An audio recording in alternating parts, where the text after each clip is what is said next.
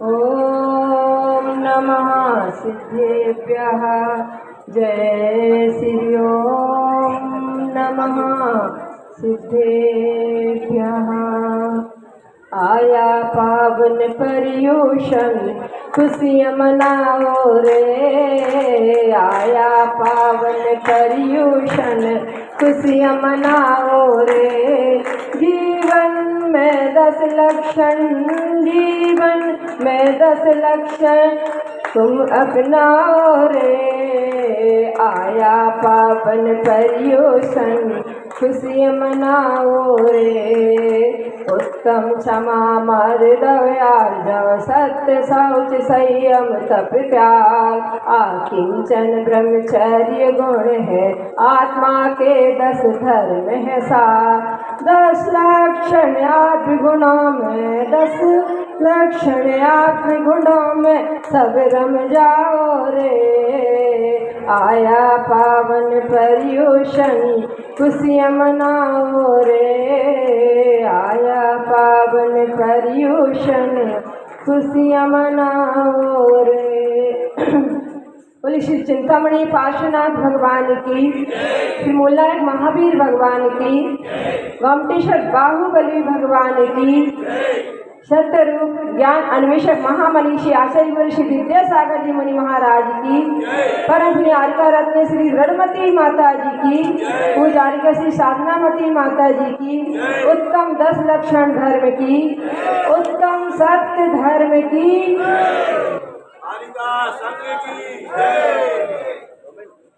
सर्वप्रथम आचार्य श्री के चरणों में 4 पंक्तियां।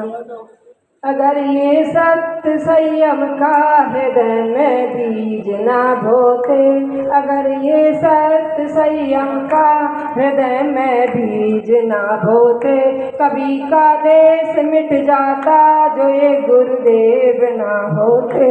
कभी का देश मिट जाता जो ये गुरुदेव ना होते। न ये पावन आत्मा होती, न ये जीवित मंत्र ही होते। नई पावन आत्मा होती, नए जीवित मंत्र ही होते। ये सब संसार जल जाता जो ऐसे संत ना होते। ये सब संसार जल जाता जो ऐसे संत ना होते।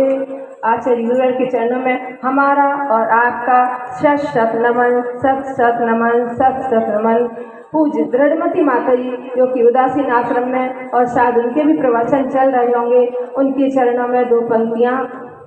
ये मानवता की शान है, ये मानवता की शान है, दृढ़ता की खान है, और जिनके चरणों में झुकता सारा जहान है, ऐसी पूज्य दृढ़मती माता के चरणों में हमारा और आपका बारंबार प्रणाम है, बारंबार प्रणाम है, बारंबार प्रणाम है।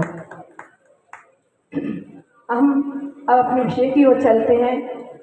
विगत 4 दिनों से ये 10 लक्षण जो वाटिका है, जो गमला है, उसमें ये 10 पुष्प लगे हुए हैं, जिनमें आज 5वां पुष्प सत्य धर्म अपनी सुगंधि को लेकर आया है।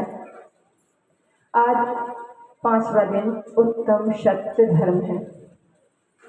क्षमा से क्रोध पर विजय प्राप्त की, विनय से मान कसाय पर, आर्जव धर्म से माया कसाय पर, और शौच धर्म से लोभ कसाय पर। इस प्रकार 4 कसाय पर विजय प्राप्त करके इन 4 धर्मों का चौक पूरा।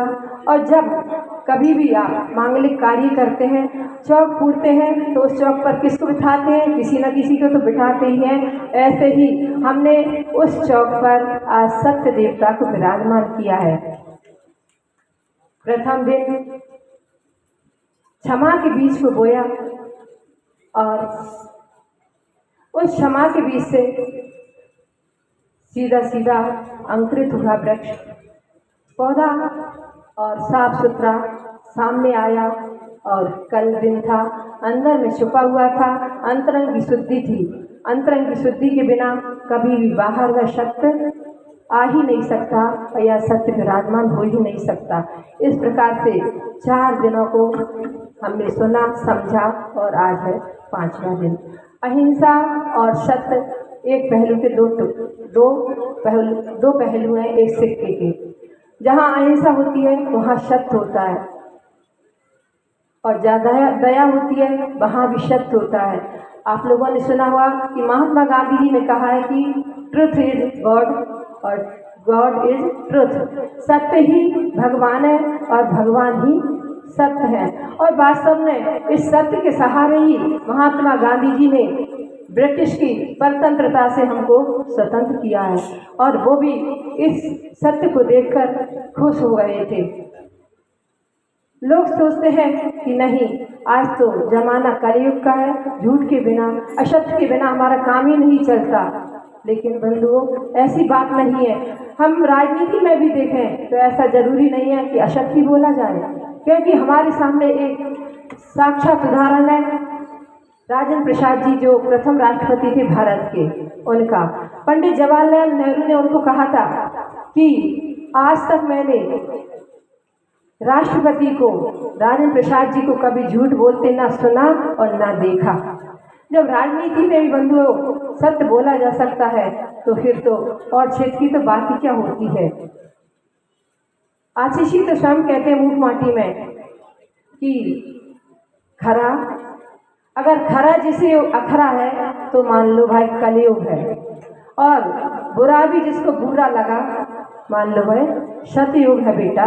ऐसा मूक माटी में आशीषी ने कहा है। तो ऐसा नहीं कि मेरा सो खरा, बल्कि खरा सो मेरा, ऐसा मानना चाहिए।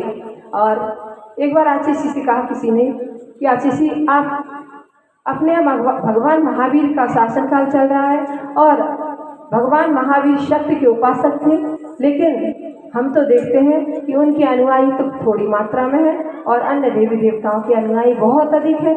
तो आशीषी ने बहुत अच्छा जवाब दिया उसका। बोले, सुनो, असत्य की जहाँ भीड़ होती है वहाँ समझो असत्य है, असत्य के सामने भीड़ अधिक होती है और सत्य एक ही बहुत हो जाता है। उन्होंने फिर एक उदाहरण दिया कि जैसे कि आपको भीड़ देखना है ना तो कहाँ चले जाओ, सिनेमा घर में चले जाओ, बहुत भीड़ मिलेगी।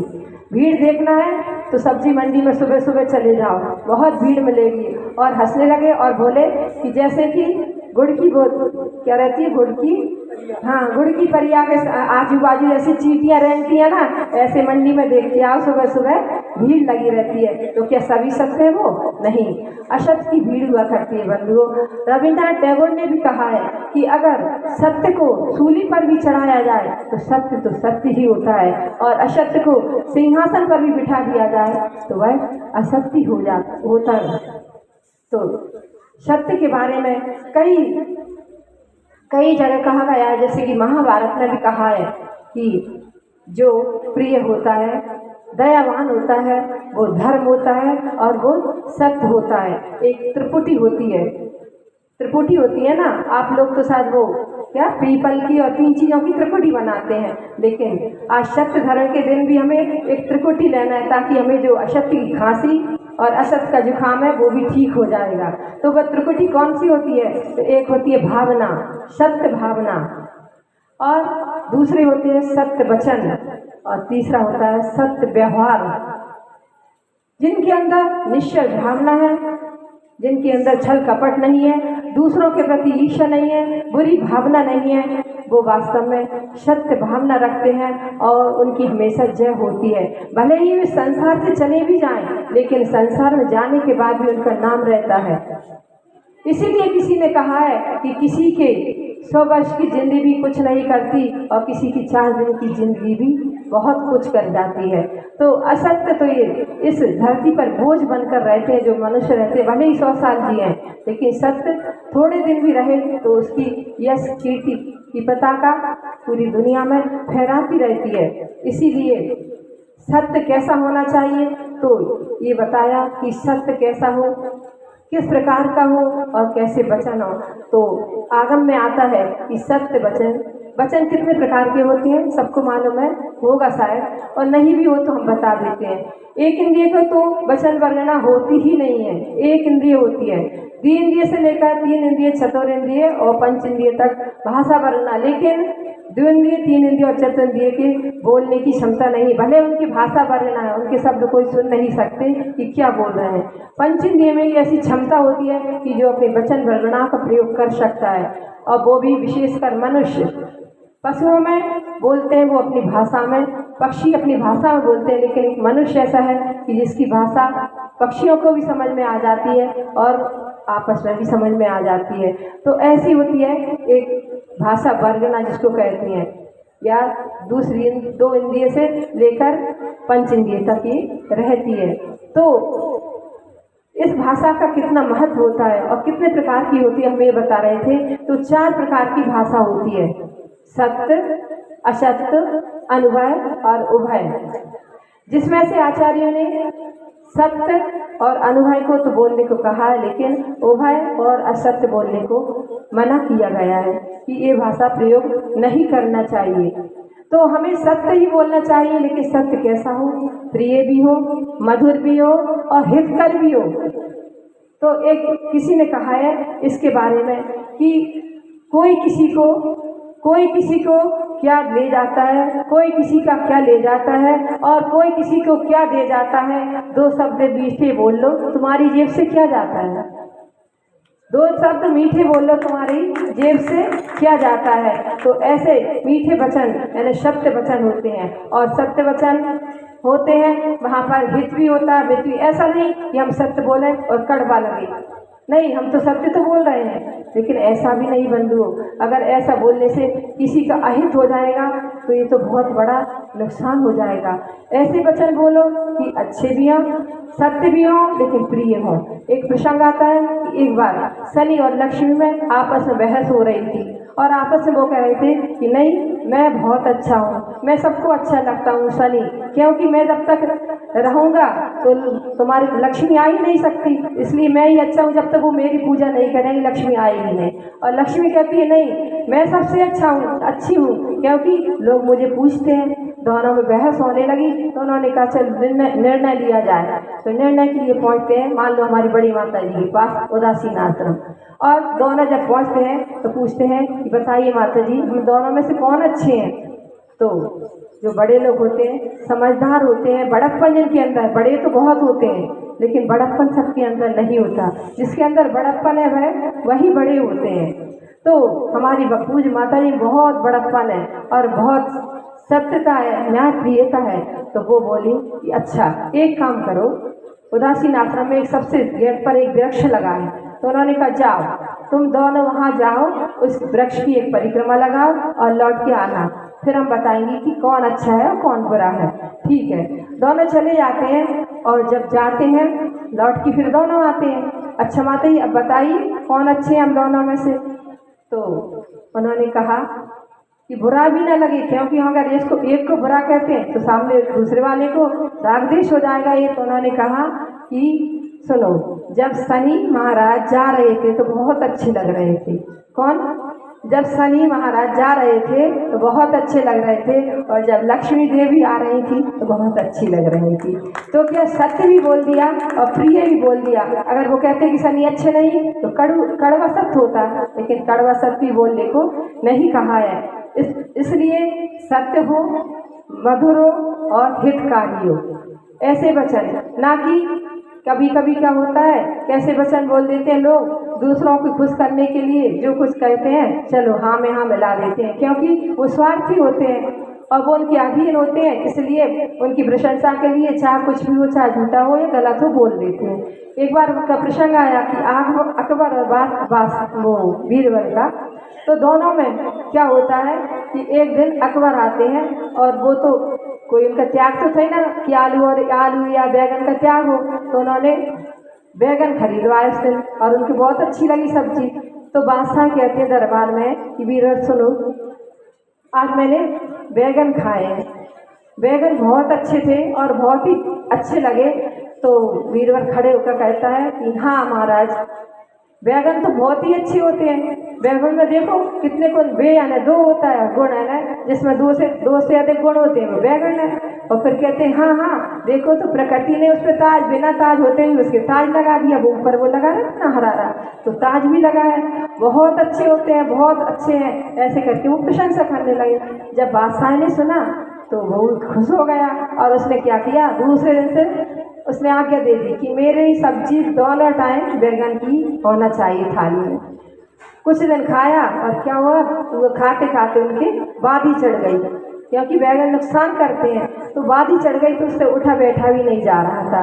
अब वो जैसे तैसे करके दरबार में आता है और कहता है कि बीरबल सुनो, मैंने बहुत दिन से बैगन की सब्जी खाना शुरू की है, लेकिन बहुत नुकसान हो गया मुझे तो, और मैं बीमार पड़ गया।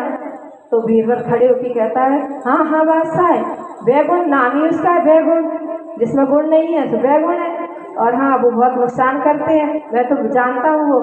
तो अकबर को बड़ा गुस्सा आया कि उस दिन मैंने प्रशंसा की तो ये प्रशंसा कर रहा था, और आज मैंने कह दिया तो आज ये उसकी बुराई करने लगा, ये क्या बात है। तो उन्होंने कहा क्यों, उस दिन तो तुम प्रशंसा कर रहे थे कि बहुत अच्छे होते हैं और बेताज होते हैं, बेताज है, और आज ऐसा क्यों बोलने लगे। तो कहते हैं बीरबल अकबर से कि महाराज मैं आपकी नौकरी कर रहा हूँ ना कि बैगन की। क्या बोले कि मैं आपकी नौकरी कर रहा हूँ ना कि बैगन की। अगर आप अच्छा कहते हैं तो मैं अच्छा कहता हूँ, और आप बुरा कह रहे हैं तो मैं भी बुरा कहूँगा, मैं थोड़ी उसकी। हाँ आप जो कहेंगे, आप अगर दिन को रात कहेंगे तो मैं रात ही कहूँगा, क्योंकि मैं आपका दास हूँ। तो इस प्रकार भी बहुत से लोग होते हैं झूठ बोल जाते हैं, इसके लिए दूसरों की खुशामद करने के लिए। लेकिन सत्य वचन अभी हमने जो बताया था, सत्य वचन होते हैं महाव्रतियों के, साधु के। आशीषी ने एक बार बताया था कि योगी के लिए नहीं बोलना, आशीषी कहते हैं जहाँ तक हो ना बोलो, वो कम बोलो, और अगर बोलना पड़े, वैसे तो कहते मौन ही रहो, और बोलना है तो कम बोलो, और बोलो तो हित में प्रिय बोलो। तो उन्होंने बताया एक बार कि योगी के लिए न बोलना कैसा है, डायमंड के समान है, डायमंड के समान है, और हित मित प्रिय वचन बोलना गोल्डन के समान है, और कम बोलना सिल्वर के समान है, और कम बोलना और बिना काम के बोलना आयरन के समान है। समझ में आया ना कि नहीं बोलना डायमंड के समान है, हित में प्रिय वचन बोलना गोल्डन के समान है, और कम बोलना सिल्वर के समान है, और बिना काम के बोलते रहना तो आयरन के समान है। इसलिए कहा कि सत्यम ब्रूयात् प्रियम ब्रूयात्, न ब्रूयात् सत्यम प्रियम, और प्रियम च न नृतम ब्रूयात्, एष धर्म सनातना। सत्य बोलो तो प्रिय बोलो, और अगर सत्य बोल भी रहे तो अप्रिय न बोलो। प्रियम च न नृतम ब्रूयात्, एष धर्म सनातना। प्रिय हो और झूठा हो ऐसा भी नहीं बोलना। लेकिन लोग असत्य क्यों बोलते हैं, तो इसके 3 कारण हुआ करते हैं। बंधुओं आपने तत्व सूत्र में पढ़ते तो हैं, लेकिन आपको अर्थशास्त्र पढ़ना है तो एक एक अर्थ समझ में आता है, तो लगता है कि हाँ वास्तव में हमारा तत्व सूत्र तो पूरे सार भरा हुआ, उसमें तत्व सूत्र में पूरा सार भरा हुआ है। एक 6वें अध्याय में आशीषी कहते 6वां अध्याय तो सभी श्रावकों को और साधुओं को पढ़ना ही चाहिए, क्योंकि 6वां अध्याय छठा हुआ अध्याय है, उसमें आश्रम का वर्णन दिया गया है। और जब 5 भावनाओं का वर्णन आता है तो उसमें एक भावना आई है सत्य भावना। सत्य के बारे में तो उन्होंने लिखा है, पहले तो अहिंसा का लिखा है कि कौन कौन सी उसकी भावनाएं होती हैं, फिर सत्य की भावनाएं कौन कौन सी होती हैं, तो ये वाला भी उन्होंने दिया है कि इसने और लोभ आदि के बारे में बताया कि इसके लिए भी झूठ बोलते। क्रोध लोभ भीरुत्भास प्रत्याख्यानान्य न्यू विचि भाषणम च पंच। क्रोध लोभ भीरुत्भास, झूठ क्या बोलते हैं व्यक्ति, क्रोध के वशीभूत होकर, लोभ के वशीभूत होकर, भीरुत्व यानी भय, और हंसी में। क्रोध के कारण क्या, क्रोध में विवेक नहीं रहता और कुछ भी कह देते हैं, तो क्रोध में व्यक्ति झूठ बोल जाता है। फिर लोभ, अगर लोभ होता है, जिसको लोभ होता है तो लोभ के कारण, क्योंकि कसायों के कारण एक कसाय दूसरे की पूरक होती है, तो जब लोभ आता है व्यक्ति के अंदर तो वह झूठ बोल जाता है। जैसे कि कई बार आपने देखे होंगे कई एक्सीडेंट होते हैं तो लोग कभी कभी केस बना देते हैं झूठा।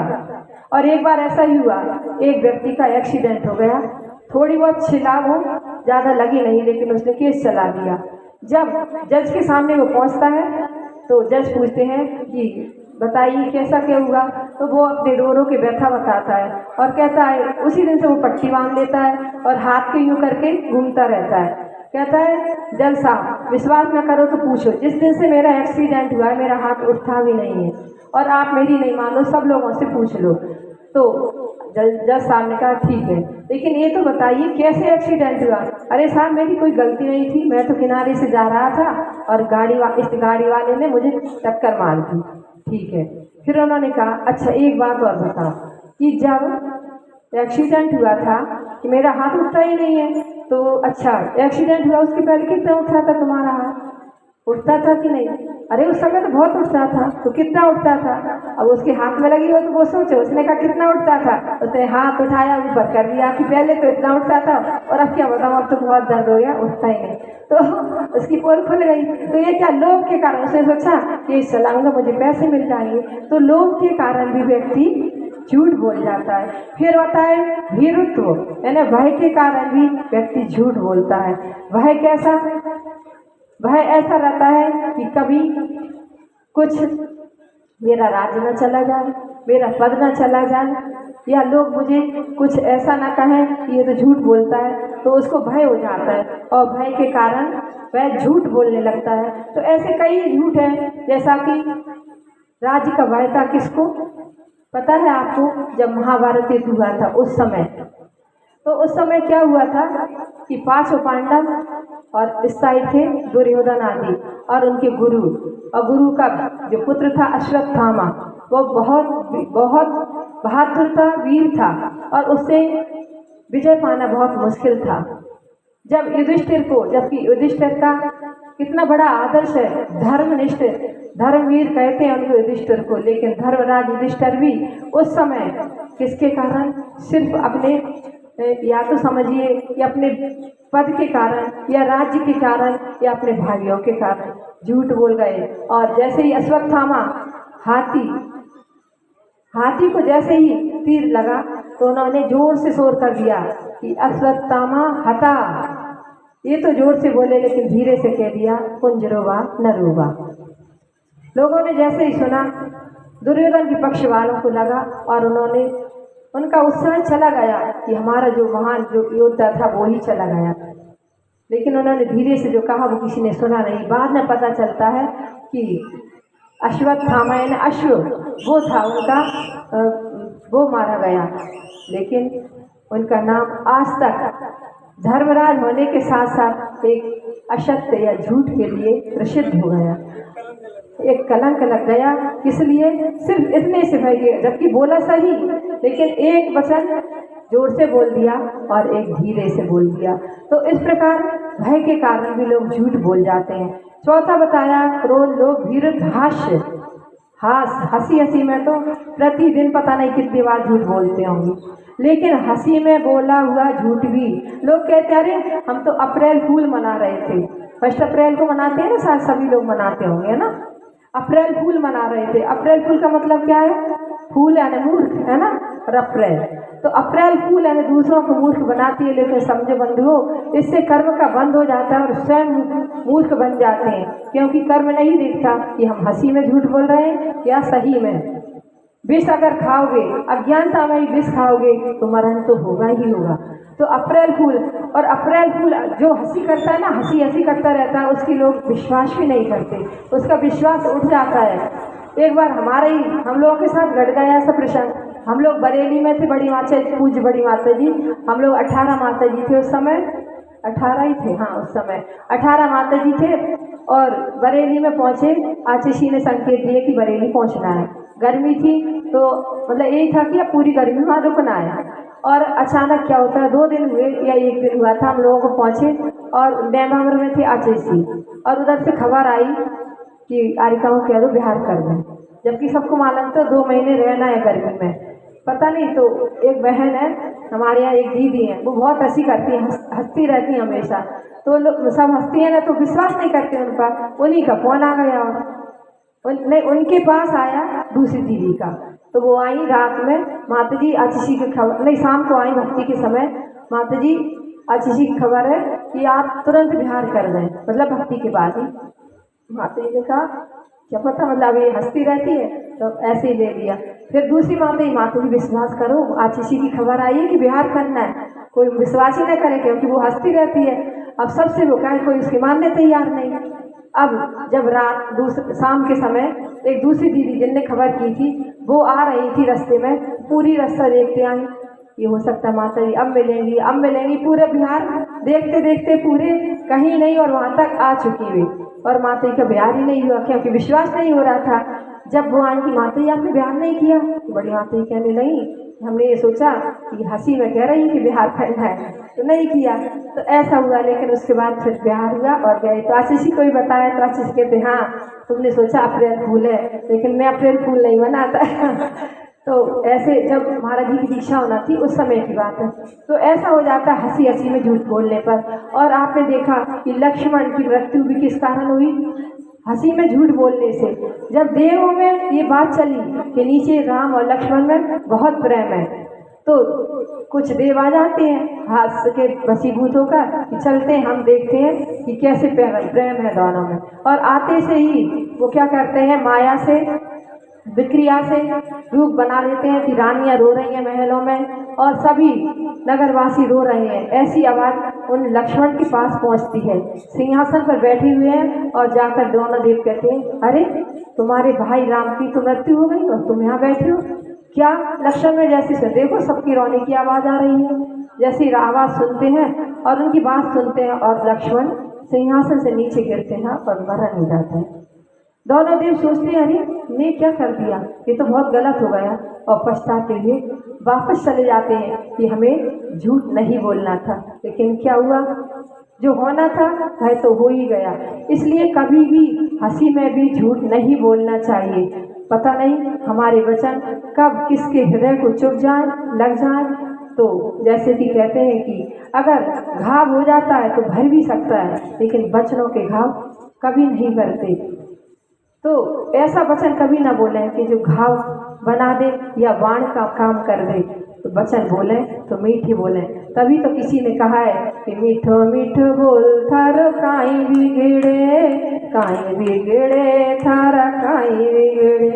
लोग बोलते तो है कि थारो काई बिगड़े, लेकिन हम झूठ बोलते हैं, दूसरों से कहते हैं कि मीठो मीठो बोल, और हम कैसे बोलते हैं, कड़वे। ऐसा बोलना चाहिए, मीठो मीठो बोल मारो काई बिगड़े मारो काई बिगड़े। तो ऐसे हमें इन वचनों का हमेशा ध्यान रखना चाहिए कि बोलें तो सत्य बोलें। अनुभव बोल सकते हैं, हाँ, जैसे कि हमारे आचार्य बोलते हैं। और सत्य वचन कहते हैं कि कंठ के आभूषण हुआ करते हैं। भले ही हमारे पास आभूषण ना हो सोने चांदी हीरा जवाहरात के, लेकिन अगर हमारा कंठ सत्य के आभूषण से सुशोभित है तो वो सबसे बड़ा एक सुंदर आभूषण होता है। तो सत्य जो बोलता है वो अपने वचनों पर दृढ़ भी रहता है और लोग विश्वास भी करते हैं। एक विश्वास या ईमानदारी जो होती है वो सत्य के द्वारा ही होती है। और सत्य वास्तव में सत्य तो होता है एक जीवन का। मृत्यु सबसे बड़ा सत्य होता है, लेकिन यहाँ पर वो सत्य को न लेकर हम वचनों की सत्य को ले रहे हैं। देखो कहने में भी बहुत बड़ा रहस्य छिपा रहता है। आशीषी के आपने कई बार सुना होगा, कहीं आप भी जाते होंगे, आशीषी आपका चातुर्मास चाहिए कहते हैं, या किसी का भी, तो आशीषी क्या बोलते हैं, ये कहते हैं हाँ ले जाओ उनको, माता जी को नहीं कहते, क्या कह देते हैं, देखो। तो आशीषी से एक बार कहा कि आशीषी आप हमेशा देखो कह देते हैं, कभी भी हाँ ना में जवाब नहीं देते, क्या कारण है। तो आशीषी बोले देखो मैं इसलिए कहता हूँ कि मान लो वर्षों की बात, तुम एक वर्ष पहले आ गए, आशीषी अगले साल हमारे यहाँ चातुर्मास, तो वर्षों की बात मैं कैसे कह दूँ अभी से। मान लो पूरा नहीं हो पाया तो हमारे जो सत्य व्रत है उसमें दोष लग जाएगा, और हो भी गया तो तुम लोग सोचोगे अरे फिर दूसरे न जाओगे कि हाँ आशीषी कहते हैं तो दूसरा कोई। अब अपना प्रस्ताव लेके आ जाओगे। और फिर देखो 1 साल की बात है, मैं अभी से कैसे कह दूँ। जब युधिष्ठिर जैसे लोग एक दिन पर भी, एक दिन पहले अगर बोले तो उस पर भी उन्होंने कहा, भीम ने क्या कहा था, युधिष्ठिर ने दान का कोई दान मांगने आया और कह दिया कल देंगे, तो भीम ने डिनौरा पीट दिया कि हमारे बड़े भाई युधिष्ठिर ने कल पर विजय प्राप्त कर ली है। तो जब उन्होंने एक दिन के लिए ऐसा कर लिया था तो फिर बताओ मैं 1 वर्ष पैसे पहले कैसे बता दूं तुम्हें। और दूसरी बात, अगर मैं हाँ कर दूं और मान लो जाना भी और मैं हाँ कर दूं तो पर क्या होगा, जाके तुम आलसी बन जाओगी, फिर कुछ नहीं करोगे, अरे आ रहे हैं आचसी। और अगर मैंने मना कर दी तो तुम लोग टूट जाओगे, तुम्हारा विश्वास टूट जाएगा और विश्वास टूटने पर तुम कुछ नहीं करोगे। लेकिन मैं देहो कहता हूँ तो देहो कहने में लगता है हाँ आचसी आ सकते हैं, तो तुम मालाएं बहुत फेरने लगोगे, विशुद्धि बढ़ाओगे, अनुष्ठान करोगे। मैं किसी का धर्म ध्यान क्यों छुड़ाऊं? देखो शब्द कहकर मैं सभी का धर्म ध्यान बढ़ाना चाहता हूँ, इसलिए मैं देखो कह देता हूँ। फिर हमने कहा आशीषी आपके वचन जो भी हैं बहुत याद रहते हैं, आपने एक बार बोला हम लोगों को याद हो जाते हैं, और हम लोग तो कितनी बारी पढ़ते रहे बोलते रहे तो कुछ नहीं। तो आशीषी कहते हैं मैं कम बोलता हूँ और सार्थक बोलता हूँ, इसलिए मेरे वचन सबको याद रहते हैं। तो आशीषी के वचन सत्य हैं और हमेशा सार्थक बोलते हैं, हित में प्रिय बोलते हैं, इसलिए उनके वचनों में रिद्धि जैसी होती है। भले रिद्धि नहीं होती अभी वर्तमान में, हमने एक बार और सुनाया था कि रिद्धि धारक मुनि महाराज अभी पंचम काल में नहीं होते, लेकिन उनके वचनों में रिद्धि है। तभी तो उन्होंने एक शतक में लिखा है कि वचन सिद्धि हो नियम से, वचन शुद्धि हो नियम से, वचन सिद्धि हो जाए और रिद्धि सिद्धि हो, सिद्धियां अनायास फल जाएं।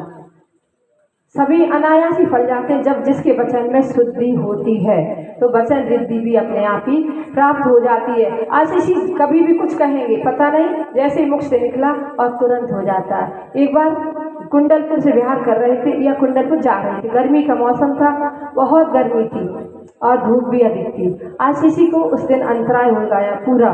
अब दोपहर में जब आशीषी समय से उठे तो महाराज जी लोग घी ले लेकर पहुंच गए। आशीषी थोड़ा सा घी लगवा लीजिए सिर में, तलवा में, क्योंकि इतनी गर्मी में चल कर आए और फिर गर्मी में जाना है तो कैसे जाओगे। आशीषी लगवा ली। आशीषी नहीं नहीं अभी नहीं, अरे आशीषी लगवा लीजिए, आपका अंतराय भी है। कह दिया ना नहीं नहीं आशीषी हम बहुत भक्ति से आए, आप लगवा लीजिए। तो आशीषी कहते हैं सुनो, ऊपर से गिराना है तो नीचे मत लगाओ, ऊपर से गिराना है तो नीचे मत लगाओ। महाराज जी समझे नहीं आशीषी क्या बोल रहे हैं। कह दिया ना ऊपर से गिराना है तो नीचे मत लगाओ। ठीक है कुछ नहीं, नहीं लगवाया। थोड़ी देर बाद बिहार शुरू हो गया, बहुत कड़ाके की धूप थी और जमीन जल रही थी, लेकिन आशीषी तो चल लेते हैं, पीछे उठाए चल दिए, संग भी पीछे पीछे, और चल के थोड़ी 10-15 कदम भी नहीं पहुंचे कि पानी गिरने लगा, घटाएं छा गई और तेज पानी आने लगा। और इतना पानी आया कि महाराज पूरे संघ को थोड़ी दूर जाकर एक किसी के मकान में रुकना पड़ी। मतलब आशीषी ने कहा था ऊपर से गिराना है तो नीचे मत लगाओ, मतलब अगर तुम्हें ठंडक चाहिए ऊपर से होगी तो सभी को होगी। आशीषी नहीं चाहती मेरे लिए अकेले ठंडक हो, सभी को वो चाहते हैं कि शीतल प्रदान हो। तो ऐसे है हमारे आशीषी वचन रिद्धि के धारक। कई बार वो जब भी कई प्रसंग ऐसे हमने सुने। एक बार नागपुर के 2 भाई थे, एक भाई आए और बोले आशीषी हमने मेन मार्केट, मतलब जहाँ पर मार्केट बनना थी तो उसने बहुत सारी दुकानें खरीद ली जहाँ मार्केट बनना था, और अभी भी वो दुकानें हैं, तो वहाँ दुकानें उन्होंने बना ली और सब दुकानें बिकना थी उसकी। लेकिन उसने कहा हम बेचेंगे नहीं, हम तो दुकान करेंगे, किराए से देंगे। ठीक है, आशीषी के पास आए और बोले आशीषी आशीर्वाद चाहिए आपका, मैंने मार्केट बनाया है उसको किराए से देना है। आशीषी ने कहा बेच दो, इतना बड़ा मार्केट बनाया, इतनी मेहनत करके और कह रहे बेच दो। तो वो तो परम भक्त था आशीषी का। आशीषी ने कहा नमोस्तु आशीषी, और चला गया। घर आके कहता है कि वो मार्केट बेचना है, मुझे पूरी दुकान है बेचना है। तो भैया कहते पागल हो गए हो क्या, करोड़ों का माल और तुम ऐसे बेच रहे हो, उसमें तो अपना कितना फायदा अपने को। नहीं आशीषी ने कहा तो मुझे बेचना ही है, और उसने धीरे धीरे करके सारी दुकानें बेच दी। पूरी दुकानें बिक गई, मार्केट पूरा बिक गया उसका। इसके बाद 1 माह बाद क्या होता है कि गवर्नमेंट से ऑर्डर आता है कि मार्केट जितनी भी दुकानें जो बनी थी वो दुकानें बंद रहेंगी, नहीं खुलेंगी। बंद कर दिया, कुछ कारण होगा कि वो मार्केट जो बना है अभी बंद रहेगा। तो उसने कहा देखो गुरुजी, मुझे बचा लिया आपने। और वो ही दूसरा भाई एक और, तो उसने कहा कि आशीषी, मुझे नागपुर में एक बीएड वाला कॉलेज खोलना है, क्योंकि वही बीएड की ज़्यादा मांग है, तो अच्छा कॉलेज स्टैंडर्ड वाला। तो आशीषी कहते हैं अभी नहीं। तो आशीषी बार आशीषी कह दो ना, आप आगे दे दो ना कि मुझे कॉलेज खोलना है, क्योंकि अभी यहाँ बहुत मांग है बीएड की, और बीएड के बच्चे जो आएंगे, और मैं अच्छा स्टैंडर्ड वाला कॉलेज खोलना चाहता हूँ। आशीषी ने कहा अभी नहीं। 2-3 बार कहा, वो चला गया। आशीर्वाद तो लिया, लेकिन मन में आशीषी के प्रति, अरे आशीषी क्या जाने आज के ज़माने की बात, बीएड का कितना महत्व है, कुछ नहीं आशीषी को पता नहीं, इसलिए वो मना कर रहे हैं। खोल लिया उसने, अच्छा बड़ा कॉलेज बनवा लिया और खोल दिया। एंट्री शुरू होने लगी।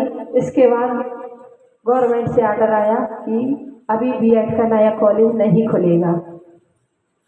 अब उसने सारा पैसा उसमें लगा दिया। आशीषी के पास आया रोता हुआ, आशीषी मैं तो लुट गया, क्या करूं, क्या हो गया? मैंने कॉलेज खोला था, वो बंद करवा दिया गया, मेरा सारा पैसा उसी में लगा है। आशीषी कहते मैंने कहा था ना अभी नहीं। तो आशीषी के बच्चा मतलब जैसे उन्हें भविष्य का ज्ञान हो जाता हो, ऐसे हैं हमारे आशीषी। उनके संस्मरण हमने एक दिन उस दिन भी कहा था कि जितने अपन सुनो ना उतने ही कम है। उनका पता नहीं उनके अंदर कैसा क्या है कि जो बोलते हैं वो सच हो जाता है, और वो अपने शिष्यों को भी उसी में ढालते हैं। एक बार ऐसा ही हुआ, एक महाराज जी ने सुनाया था हमें कि महाराज जी उन्हीं के कमरे में रात्रि में शयन कर रहे थे, और उनके पास एक घड़ी रखी हुई थी महाराज जी के पास। आशीषी अपने तख्ते पर थे, अपने पाटे पर शयन कर रहे थे, और महाराज जी अपने पाटे पर, और महाराज जी के पास एक घड़ी रखी हुई थी। तो वो घड़ी उन्होंने देखते थे कि कब उठना, मतलब 2-2:30 बजे जैसे ही उठते थे उठ जाते थे। आशीषी तो 2-2:30 बजे उठ ही जाते हैं।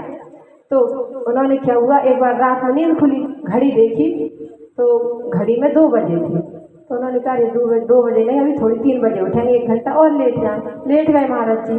अब लेटे तो उनकी नींद सी लगी, फिर उन्होंने थोड़ी देर बाद घड़ी देखी तो उसमें 2 ही बजे थे। अब वो तो थोड़ी नींद में होंगे, और लेकिन देखा आँख खोल के तो आशीषी बैठे थे, मतलब 2:30 या 3 बज गए थे। फिर भी उन्होंने सोचा अरे घड़ी तो बंद हो गई, इसलिए 2-2:30 बजे होंगे। आशीषी तो बैठे रहते रहते, तो फिर लेट गए, और लेटे तो उनकी नींद लग गई। नींद लगी तो सुबह थोड़ी लेट उठे। अब लेट उठे तो आवश्यक, जब लेट हो जाते हैं तो आवश्यक भी फिर लेट होते हैं। अब उन्होंने जाकर आशीषी के पास कहा, आशीषी नमोस्तु। आशीषी क्यों इतने टाइम कैसे आए? आशीषी प्रायश्चित चाहिए। प्रायश्चित किसका? कि वो क्या हुआ, मैं लेट गया ना तो नींद लग गई तो क्या करूं मैं, मेरे आवश्यक भी लेट हुए तो मुझे प्रायश्चित चाहिए। तो इतने लेट क्यों उठे? वो क्या करूं, घड़ी बंद हो गई थी ना, घड़ी ने धोखा दे दिया आज महाराज जी। आशीषी घड़ी ने धोखा दिया, इसलिए मैं लेट उठा। तो आशीषी कहते हैं सुनो महाराज, घड़ी धोखा दे सकती है लेकिन गुरु धोखा नहीं दे सकते। जब मैं बैठा था, मुझे बैठा देख लिया था, तो तुम क्यों लेट गए? तो उन्होंने बहुत अच्छी बात की, घड़ी धोखा दे सकती है लेकिन मैं तुम्हें कभी धोखा नहीं दे सकता, तुमने मुझे देख लिया था तो उठ जाना चाहिए था। तो ऐसे कई प्रसंग उनके जीवन में अपने शिष्यों के प्रति भी घटित होते हैं, और उनके भी एक और प्रसंग सुनाएंगे हम संस्मरण कि आशीषी कितने मतलब समझ लो विश्वास पात्र भी है, अपने शिष्यों पर विश्वास भी रखते, भले ही डांटते रहते हैं लेकिन विश्वास, क्योंकि डांट किसको लगाई जाती है? हाँ, डांट अपने वालों को ही लगती है।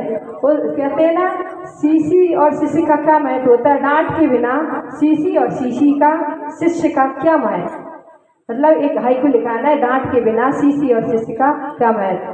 तो ऐसे आशीषी एक बार क्या हुआ, महुआ सूरत में जब चातुर्मास हुआ, पंचकल्याणक हुआ था, तो आशीषी संग सहित वहाँ पर थे। एक दिन क्या हुआ, हेलीकॉप्टर आना थी उस दिन, पुष्प वृष्टि होना थी पंचकल्याणक में। तो पुष्प वृष्टि सब लोग उस पर बैठ के कर रहे थे। तो एक छल्लक जी के मन में आ गई जिज्ञासा है, वो तो बच्चों जैसे, हम लोग भी आशीषी सामने तो भले ही आप लोगों के बच्चे आपसे जिद करते हैं, ऐसे हम लोग भी आज इसी बड़ी माता जी करने जाते, मन नहीं माता जी हमें तो वहाँ चलना है, दिखा दो ना दिखा दो ना, कुछ भी चीज़ होगी ऐसी। अब माता जी अपने बड़प्पन से आज इसी अपने देखते हैं कि जाना है कि नहीं, तो वो वैसा कहते हैं। तो एक क्षुल्लक जी आए और आशीषी से बोले, आशीषी हमें भी पुष्पवृष्टि करना है हेलीकॉप्टर में बैठकर। हम तो क्षुल्लक जी बैठ सकते हैं, क्या हुआ, क्षुल्लक जी को गाड़ी की छूट रहती है तो हम भी बैठ सकते हैं। तो आशीषी चुप रहे, कुछ नहीं बोले। सुन लिया उन्होंने फिर कहा, आशीषी हमारी भावना है कि पुष्पवृष्टि करेंगे हेलीकॉप्टर में बैठकर। आशीषी चुप, और समय सामयिक का समय था तो आशीषी ने सुन लिया, वो चले गए और आशीषी सामयिक में बैठ गए। सामयिक से उठ के आशीषी ने पूरे संघ को बुलाया, पूरा संघ। सब महाराज जी मतलब डर गए, क्या हुआ, क्यों मीटिंग लग रही है हमारी, कुछ बात हो गई होगी। जब तो पूरे महाराज जियों को सबको आना है सामयिक के पास। आशीषी के पास सब पहुँचते हैं और सब जैसे ही पहुँचते हैं, आशीषी नमस्ते, क्यों बुलाया आपने, क्या याद किया। तो कोई बोलने में डर रहे थे, कुछ तो चुपचाप बैठ गए, लेकिन कुछ विनम्र सार महाराज जी ने कहा, आशीषी हमें क्यों बुलाया है। आशीषी क्या बैठो सब लोग कि हाँ, क्षुल्लक जी को बुलाया। वो क्षुल्लक जी उन्होंने कहा था, ये क्षुल्लक जी कह रहे थे कि मुझे हेलीकॉप्टर में बैठकर पुष्पवृष्टि करना है। तो महाराज जी कहने लगे, इस अब चुप रहे। सब महाराज जी मन में सोचने लगे, करना है आपसे पूछने आए, आप जवाब दें, हमें क्यों बुलाया। मन में सोचा, कहा तो नहीं। तो पूज बिना सारमा जी बोले कि आशीषी वो आपसे पूछने आए थे, तो आपने हम लोगों को क्यों बुलाया, आप तो गुरु हैं, आप उनको मना कर देते, यहाँ करे जैसा भी जो कहना है आप कह देते। अरे मैं तुम लोगों पर विश्वास करता हूँ और तुम मेरे शिष्य हो, तो तुम लोगों पर विश्वास है कि तो तुम लोग जो कहोगे वो मेरे विश्वास के अनुसार ही कहोगे, इसलिए मैंने पूछने बुलाया था। तो सबने कहा वो तो सीधी सादी बात है कि महाराज जी मतलब क्षुल्लक महाराज बने हैं, लेकिन हेलीकॉप्टर में कैसे बैठ सकते हैं। तो आशीषी ने कहा, हाँ देखो कह दिया ना कि क्षुल्लक जी नहीं बैठ सकते। क्षुल्लक जी चले गए, लेकिन उन्होंने शिष्यों से कहा मुझे विश्वास है क्योंकि मैं जो कहता हूँ वो तो ठीक, लेकिन मेरे शिष्य भी ऐसा ही बोलेंगे, इसलिए विश्वास है। तो उन्होंने फिर एक बार और कहा कि महाराज जी कहने लगे कि आशीषी आप कभी हमारे कमरों में आकर ये नहीं देखते कि हम क्या कर रहे हैं, सामायिक कर रहे हैं कि सो रहे हैं, कुछ आवश्यक करते हैं कि और कुछ करते रहते हैं, तो कभी नहीं आते ये देखना चाहिए आपको, आपके हम शिष्य हैं।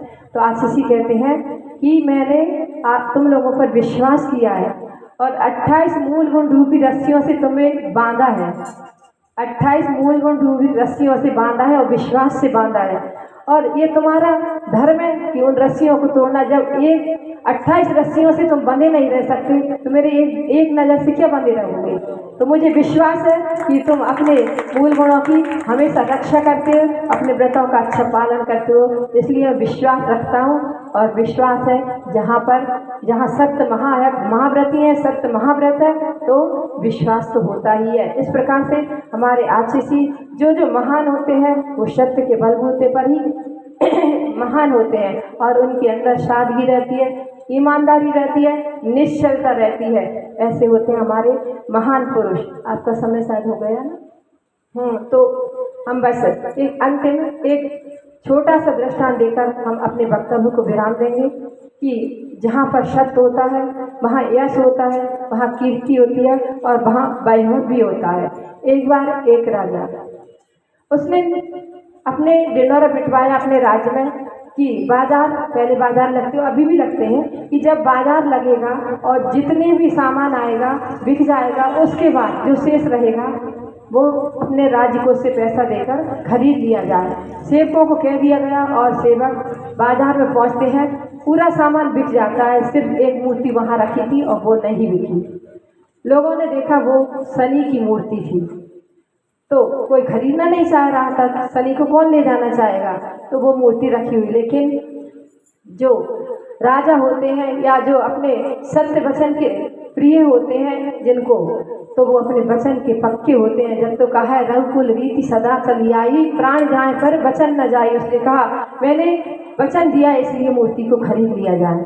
मूर्ति घर में आती है और जैसे ही घर में आती रखी हो जाती है उनके महलों में, रात में राजा शयन करता है और उसकी अचानक निद्रा खुलती है तो देखता है कि एक अच्छी सजी धजी सी एक नारी उनके आगे से निकल के चली जा रही है।